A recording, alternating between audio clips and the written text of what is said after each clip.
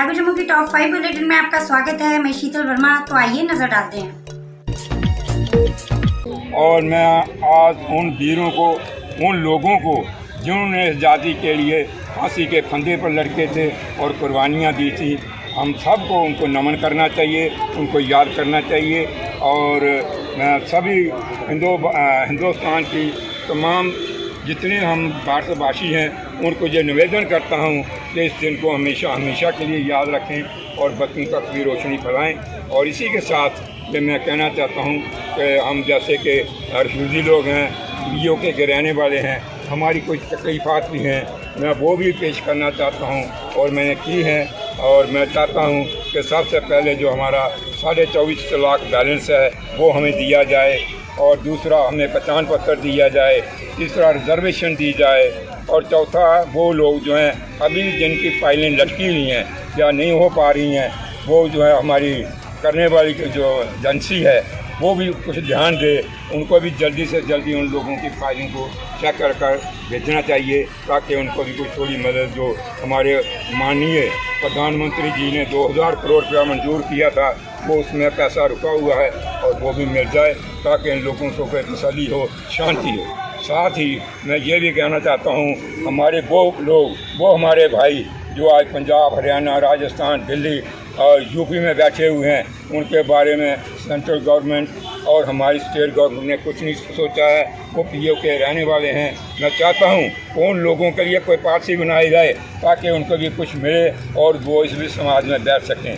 लेकिन एक बहुत बड़ी बात और है जो बड़ा पहले तो मैं ADC साहब का शुक्रिया अदा करता हूँ कि आज मानपुर और बजनोवा और बरेली गांव के बहुत बड़ी तादाद में लोग नौशहरा में आए, एक बहुत बड़ा प्रोटेस्ट किया, क्योंकि हमारे गांव को पानी PHE का मिले हुए लगभग 1 महीना हो गया है।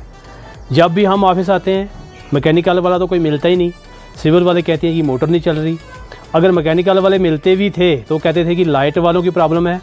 तो जब हम यहाँ ADC ऑफिस में अंदर आए तो ADC साहब ने तीनों डिपार्टमेंट को बुलाया, सिविल वालों को भी, मैकेनिकल वालों को भी और साथ साथ बिजली वालों को भी। बड़ी डिटेल में बात हुई है, उन्होंने कुछ अपनी परेशानियां बताई जिसकी वजह से लाइट जो है कट हो जाती थी। तो ADC साहब ने कहा कि BSF से अंदर से हमारी लाइट गुजरती है, तो उन्होंने कहा कि हम इसको भी ठीक करवाएंगे, पेड़ जो बड़े हुए हैं उनको भी काटेंगे। और साथ साथ हमने इनको ये कहा कि जो जंबीर में एक सम टैंक बना हुआ है उसका पानी बहुत गंदा है, वो सारे नाले का पानी उसके अंदर घुस जाता है और गंदा पानी सप्लाई हो रहा है। तो इसलिए हमने ये भी आवाज़ उठाई और साहब ने कहा कि ये पानी साफ़ पिलाएंगे और लगातार मोटरें चलेंगी।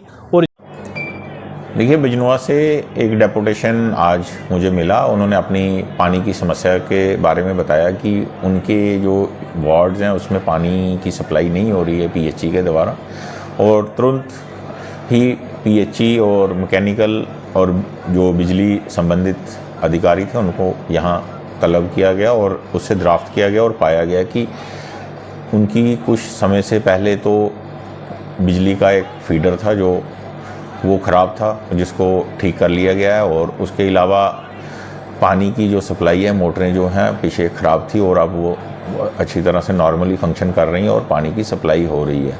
और उन लोगों को आश्वासन दिया गया कि अगर शाम तक आपको पानी मिल जाएगा, अगर आज शाम नहीं मिलता तो सुबह किसी भी सूरत में आपको पानी मिलेगा।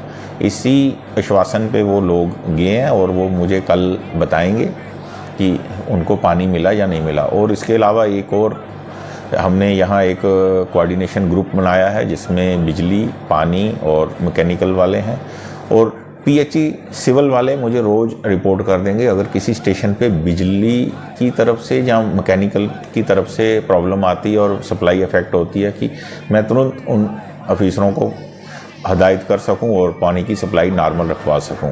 और उसके अलावा एक और शिकायत थी कि उनके एक स्टेशन के ऊपर कुछ प्राइवेट टैंकर्स जो हैं वो पानी भरते हैं, और उस मुलाजम को मैंने हटाने का आदेश दे दिया है मैकेनिकल को। यहाँ पे प्रोग्राम रखा गया है, किसकी वजह से रखा गया है? भारतीय जनता युवा मोर्चा ने पूरे देश भर में आदरणीय प्रधानमंत्री नरेंद्र मोदी जी के आह्वान पर जो ये आज़ादी के 75 वर्ष पूरे हुए हैं, इसको अमृत महोत्सव के स्वरूप में मनाया जा रहा है। भारतीय जनता युवा मोर्चा ने पूरे देश भर में युवा संकल्प यात्रा का प्रारंभ किया और आज हमने परगवाल क्षेत्र के अंदर युवा संकल्प यात्रा को आगे बढ़ाते हुए और अभी इस शहीदी स्थल के ऊपर कैप्टन गंधर्व सिंह जी को श्रद्धांजलि दी और यहाँ पर वीर शहीदों को श्रद्धांजलि दी जिन्होंने अपना सर्वस्व अर्पण करके इस देश के लिए एक आगे गति देने का काम किया। और हम सब युवा आज यहाँ पर संकल्प लेते हैं कि उनकी शहादत जिस देश को, जिस भारत माता को आगे लेकर के जाने की उन्होंने शहादत दी थी, उसको युवा पीढ़ी अपने कंधों पर और उसको गति देते हुए आगे बढ़ाने का काम करेगी। और इस गति में अपना जो भी योगदान होगा वो सभी युवा इसमें भरपूर देंगे और हम भारत को और आगे लेकर के जाने के लिए प्रयासरत। पार्टी के अंदर परगवाल के अंदर यहाँ पे 2 युवा अध्यक्ष देखने को मिल रहे हैं। ये बता दें ये युवा अध्यक्ष है कौन यहाँ पे? ऐसा है कि यहाँ पर एक ही युवा अध्यक्ष हैं और वो हमारे मोहित गुप्ता जी हैं। इसमें किसी को भी संशय नहीं होना चाहिए और अगर आपको संशय है तो आपने आज देख लिया होगा इस कार्यक्रम के माध्यम से भी, तो इसमें कोई भी प्रश्न चिन्ह का विषय नहीं है। आज जिस तरीके से यहाँ पर कार्यक्रम का शुभारंभ हुआ और जिस तरीके से कार्यक्रम हुआ उसमें आपको संशय मिट जाने चाहिए। धन्यवाद। दिलाना चाहता हूं जो 5 अगस्त 2019 को जम्मू कश्मीर की आवाम के साथ किए गए थे, जब जम्मू कश्मीर को केंद्र शासित प्रदेश बनाया गया था। हमारे साथ यहां वादा किया गया था कि जम्मू को उसका राजनीतिक हक मिलेगा, कश्मीर के अंदर शांति बहाली होगी। तो हम मांग करते हैं कि पहले जो हमें सबज बाग दिखाए गए थे, जो वादे जम्मू कश्मीर की आवाम के साथ किए गए थे, जिस कारण हमें केंद्र शासित प्रदेश बनाया गया था, जिस कारण यहां पर लोकतांत्रिक प्रक्रिया को खत्म किया गया था।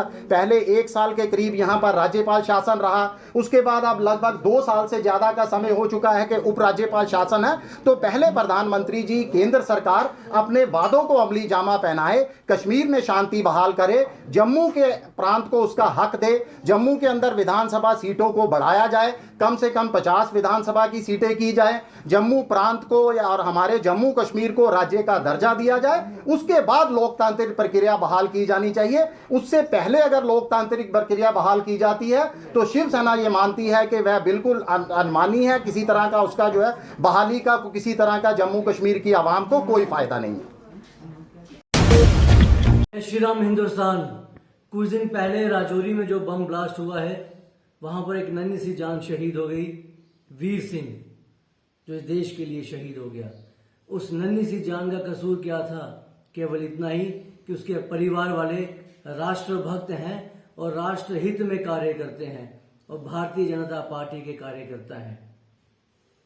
और वो आतंकवादी जिन्होंने ये बम ब्लास्ट किया, हम ये कहना चाहते हैं कि जिसने हथियार पकड़ा है सिर्फ वही आतंकवादी नहीं होता। आतंकवादियों को पनाह देने वाला, उनको खाना खिलाने वाला भी आतंकवादी होता है। और ऐसे देशद्रोहियों को हिंदुस्तान से बाहर फेंक देना चाहिए। और आपके चैनल के माध्यम से ये भी कहना चाहते हैं कि पहले जंग हुआ करती थी 2 देशों के बीच में, सैनिकों के बीच में, लेकिन अब ये पर्सनल हो चुकी है। अब ये देशद्रोही और राष्ट्रभक्तों के बीच की जंग है। और हम भली भांति जानते हैं कि इस जंग को कैसे जीता जाता है। और मैं आपके चैनल के माध्यम से माननीय एलजी साहब से, प्रधानमंत्री साहब से और अपने जम्मू कश्मीर के डीजी साहब से यह अनुरोध करूंगा कि जितने भी राष्ट्रभक्त हैं जो इस तरह के कार्य कर रहे हैं राष्ट्रहित में, उनकी सुरक्षा जो है वो सुनिश्चित की जाए, उनको प्रदान की जाए, ताकि वो सफलतापूर्वक और आसानी से राष्ट्रहित में कार्य कर सकें और अपने परिवार को भी सेफ रखें। जय श्री राम। जागो जम्मू की टॉप 5 बुलेटिन में बस इतना ही। तो जुड़े रहिए जागो जम्मू के साथ। नमस्कार।